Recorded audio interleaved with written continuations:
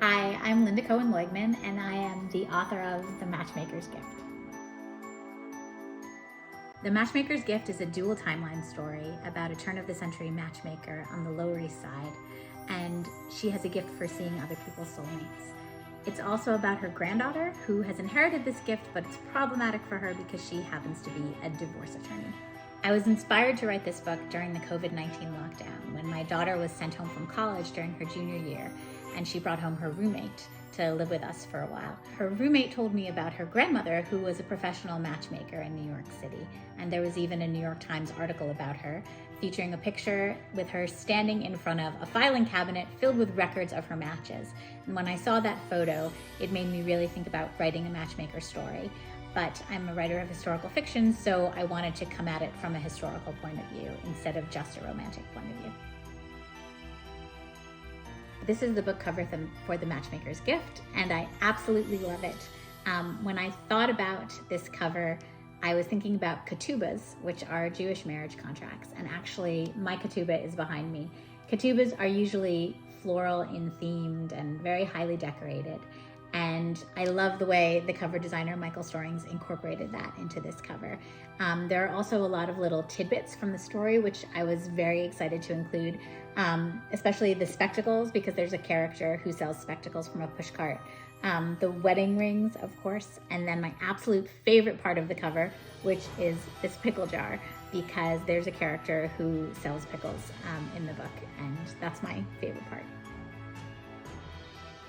I did a lot of research for this book to sort of figure out what life and love were both like on the Lower East Side in the early 1900s. One of the most interesting things I found out was that at that time, there were over 5,000 professional matchmakers in New York City, and that the bulk of them were men. So that figured prominently in my story. And then the wedding that I found out about that I thought was the most fun was the wedding of a young woman named Ethel Karp in 1909. Her father was a Romanian immigrant, and they called him the Pickle Millionaire of New York. And there were 2,000 people invited to her wedding on Rivington Street. And there was a line from a New York Times article that said, "The breath of orange blossoms and roses mingled with the scent of pickles and dried herring." And when I read that line, I just was full of inspiration for writing this story.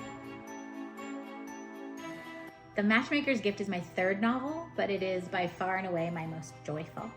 And I really hope that readers take away that sense of joy that I felt when I was writing it, and also a little bit of magic, which is what I tried to sprinkle throughout the pages of this book.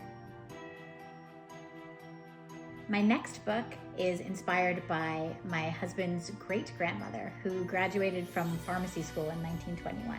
So it's another historical story, and it's about a young female pharmacist who is caught between her father's sort of unwavering faith in conventional medicine and her great-aunt's old world homemade remedies. It features a lot of fun pharmacy stories, chicken soup, and there may or may not be a love potion that goes terribly wrong. Thanks so much for watching. The Matchmaker's Gift comes out on September 20th, and I'm so excited for all of you to read it. You can follow me on Facebook, on Instagram, or Twitter, and I hope to see you soon.